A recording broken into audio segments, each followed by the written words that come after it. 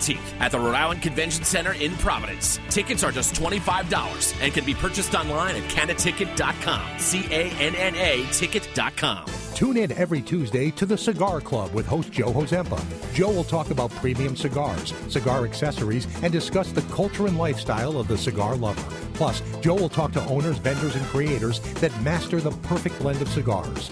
Passion can be the centerpiece of life's memorable moments. Those moments should be shared with family and friends. The Cigar Club, sponsored by Quarry Brothers, suppliers of natural stone and hardscape products, and Churchill's Smoke Shop and Lounge. Have you heard? Proactive Plus is faster and better than ever. Stay tuned for a 1,000,000 bottle giveaway, and you'll also receive free shipping. With Proactive Plus, your acne can heal, and you can help prevent new breakouts. Don't miss this limited time offer. We're going to let 1,000,000 people try Proactive Plus risk-free and get 2 free gifts, and also receive free shipping when you call right now. Call 800-393-6272. That's 800-393-6272. This is a guided meditation on parenting. Find a relaxed position to let go of the time you left your daughter's blouse in the dryer too long and it shrunk 4 sizes, or when you donated her private diary to the public library.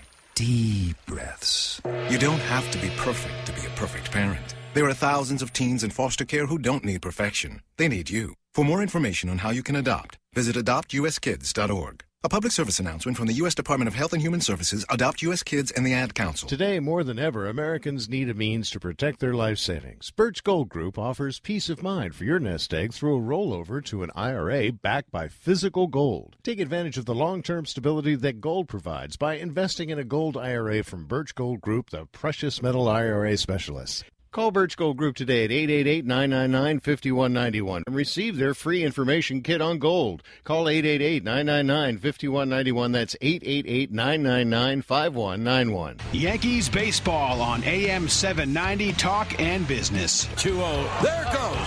Deep left field. It is high. It is far. It is gone. Oh, what a home run. Alex Rodriguez. Catch all the action all season long from pregame to postgame as the Yankees battle to get back to the postseason. It's an A-bomb from A-Rod. The Yankees at the Tampa Bay Rays. Pregame 12:30 today on AM 790.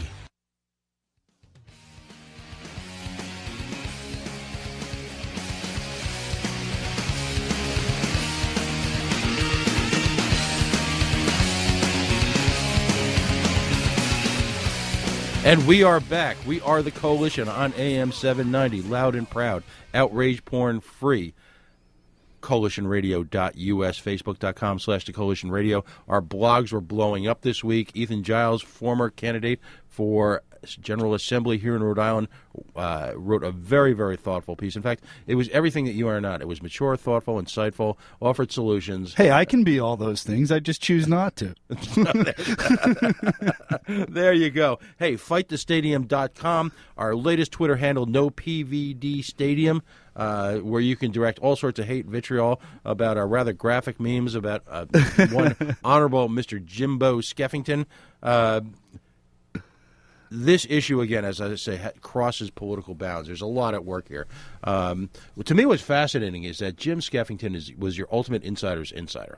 I mean, he is the 1% in Rhode Island. He is sure. He is the 1/10 of the 1%. Yeah. If there is a Darth Vader, if there is a Emperor Palpatine, if there is a who is the guy from It's a Wonderful Life, Mr. Potter? If there's a Mr. Potter, yeah. All right, it's Jim Skeffington. I mean, here's a lifetime of effort dedicated towards milking as much money as you can out of the human ATMs, otherwise known as the Rhode Island taxpayer. Yep. I just and his track record is astonishing. I mean, my hat's off to him. I guess probably cynically, I guess if I could have thought a way to do it, who knows? But no, I'm not so. How quickly we lose our ideals when there's $120 million on the table. Exactly. Well, again, thanks again to our prior guest, Mr. Hall from the Collegiate Futures Baseball League. Great baseball. Folks, there are a lot of other solutions out there. this obsession we have in Rhode Island with icons, whether it be 111 Westminster, otherwise known as the Superman building, whether it be the Pawtucket Red Sox, whether it be being conned into building a convention center that no one cares, no one loves, and hardly anyone goes to. All of those things are plays off of our emotion for some type of solution. And at this point, the average Rhode Island taxpayer is so buried, so just desperately working to get through the day-to-day, that when this stuff is thrown at us, either A, folks don't seem to have the attention span to deal with it, or B, are just so thoroughly disgusted and cynical about the situation that they don't want to deal with it. This seems to have lit the torch, though. If there was a moment, if there was a Frankensteinian moment where the villagers are ready to storm the halls of government, Halitosis Hall, as our friends in Felipe and Jorge love to call it, if they were ready with pitchforks in hand, this would be it. So it's at this moment, of course, I put on the spot a gentleman willing to take the time on a Sunday morning to join us, one of our elected officials, Michael Morin. He is a member of the House Corporations Committee. He is from one of our places, WUNY, representing Woonsocket, having taken the place of Ms. Baldelli Hunt in a special election. Mr. Morin, thank you for coming on the air, and thank you for supporting independent radio. Good morning, gentlemen. How are you this morning? Mike, you know you don't have to call me gentleman. We've shared enough bourbons that's not necessary. So the reason we wanted to have you on today is a lot of people go to the leadership at the General Assembly when they want to get a take on something, but frankly, we don't have much faith in the leadership of the leadership here on the Coalition Radio Show. So what we like to do is talk to the rank and file members of our House and Senate, and we just wanted to basically get an idea of what's the talk around the water cooler between you and your colleagues there at the General Assembly about this proposed move of the Paw Sox to Providence, and of course the incredible outlay of money that's being asked at this point. Well, there's quite the question there. There has been some talk, obviously. From what I hear and see, it doesn't appear to be something that's very popular right now. I know this seems to fall on the heels of the 38 studios, and it's probably not the same type of deal, obviously, but it just doesn't seem to be very popular right now, especially to the taxpayers. As you know, I put something out there on Facebook, and percentage-wise, there's probably 99% of the people that are against this proposal. So it's just not popular this time. It seems to be too much of a burden to be put on the taxpayers. $4 million a year tax break for the relocation of the Paw Sox. Representative Moore, we cover Woonsocket really like no one else. Woonsocket, unfortunately, because I don't know if it's because it's the northern part of the state. I don't know if it's the media's obsession with all things Providence, Warwick, and Cranston. But Woonsocket is a wonderful community that's facing a lot of challenges economically, as are many mill towns across New England. I mean, aren't there better ways to spend our state money? Oh, absolutely. We do something to create, better paying jobs. And I believe that land was was supposed to be used for high-tech jobs. I mean, the state and the federal government spent hundreds of millions of dollars essentially moving a bridge so that we could create open land in the state's prime economic corridor for job creation. Fair statement? Right. Oh, yes, correct, yes. And yet, at the same time, we've got another edifice being proposed for Providence. I mean, at what point in time I happen to live in Cumberland, at what point in time do folks from Cumberland and WUNY and the Bucket say, okay, enough? Do we look to the rest of the constituents? They're saying it now. They absolutely are. And, this has been one of my biggest issues about when we had Scott Gibbs on the show a few weeks back. We talked about this kind of Providence-centric economic development view where the state seems to just dump as much money as they can into Providence and hope that it trickles out. And, we see in communities like Pawtucket, like Central Falls, like Woonsocket, that is clearly not working. I think we both know that the whole trickle-down effect doesn't work, and no matter what we're talking about, whether it's tax, any kind of tax break for the rich, doesn't trickle down to the middle class. Well, I mean, it eventually does, but by then inflation has taken over and makes that money worthless. Correct. I mean, so Mike, let me just ask you: if you were going to float a $120 million bond to the taxpayers of Rhode Island, how would you break that down? What would you spend $120 million on? Oh, that's. I can tell you what I wouldn't spend it on. It's the relocation of the Pawtucket Red Sox. As far as what I would spend $120 million on, I don't know, creating a better spot for the high-tech jobs. I mean, if I can get back to the proposal, it's too much of a burden to put on the taxpayers.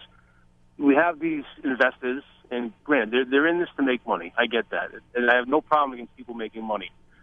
But at what cost? I was listening to EEI yesterday, and Larry Lucchino from the Red Sox was on, and he actually spoke out, and he said something about speaking to the local politicians and getting them to realize the economic impact of relocating Paw Sox to Providence. And I get that this is an economic impact, but they're not doing this just for the people of Providence, the people of Rhode Island. They're doing this for themselves also. They're in this to make money, which I get. And also, there's kind of a dishonesty in that where, you know, they say, oh, it's going to be such a boon for Providence, but what happens in Pawtucket? You know, McCoy Stadium, the GAM Theater, you know, tell me one more good thing in Pawtucket. I mean, Stanley's Burgers. Like, there's three good things in Pawtucket, you know? So, and now they want to take one of those things away. Right. I mean, I don't know. I don't know that they obviously can't be stopped. They want to buy the Pawtucket Red Sox and buy them. They want to move them, they can move them. I want them to stay. I mean, and don't get me wrong. I'm not saying they can't work in Providence, and I want to be clear with that. I'm not saying that I won't support a move to Providence, but under the current proposal, I can't. It's too much. Do you feel, and not to put you on the spot, but do you feel if in fact this is passed at some level at the House of Representatives in Providence, that there should be some sort of referendum to the people? I would like to see that. Absolutely. But that's the right answer. That's the right answer. I mean, you've got this residue of bitterness about 38 Studios, and ultimately, if folks had been given the chance to vote on it... But let me jump in. It's not just 38 Studios, okay? Look at this. This whole deal has shades of what happened with CVS and the Jobs Development Act. When Governor Chafee wanted to cut that act by 50% from $15 million to $7 million, or $7.5 million, CVS said, if you do that, well, we'll take our ball and go home. We'll find another state to be in, because CVS was getting the lion's share of that money. I mean, $14 million of a $15 million fund is literally putting all of your eggs in one basket. And I think that this same deal kind of reeks of that economic and emotional extortion. And you know, is that something? Do you think that's the case, Mike? That you know, they're kind of playing on people's emotions with this, like, oh, our Paw Sox. Absolutely, they're pulling out people's heartstrings on this. I mean, that's what you're asking me. But doesn't that just seem like such a really lousy thing to do to people? From a business standpoint, yeah, I guess I would say it is. I love the Paw Sox. I want to see them stay. The environment they're in right now is it's truly a family-friendly place to go with your kids, and it's easy to get in and out. I'm not so sure we're going to have that if it's in Providence. I'm not so sure it's going to be family-friendly anymore. That's pretty sad. No, and I think, I don't know if it was Bill Reynolds or one of the columnists from the Urinal, they actually summed it up pretty nicely. They ruined... It seems sad for them to it all end up like this, that somehow one of the things that was considered noble and pure in Rhode Island that was left is somehow just everyone's just got a bad taste now. It's different. Right. And we had so little in Rhode Island that was still noble and good, and the Paw Sox were one of them. Right. So I guess when it all comes down to it, beyond the money, beyond the cynicism, beyond the cronyism, beyond the insider training, and beyond all of it, that seems to be the saddest part of this. Yeah, and if any deal does go through that has a big price tag on it, I mean, you can say attendance is going to go up, but how many people in Rhode Island? I'm pretty familiar with Rhode Islanders. How many people in Rhode Island are going to go, they made us pay, the taxpayers pay for that? I'm never giving them another dime on my money. I'm never buying a ticket. I'm not parking my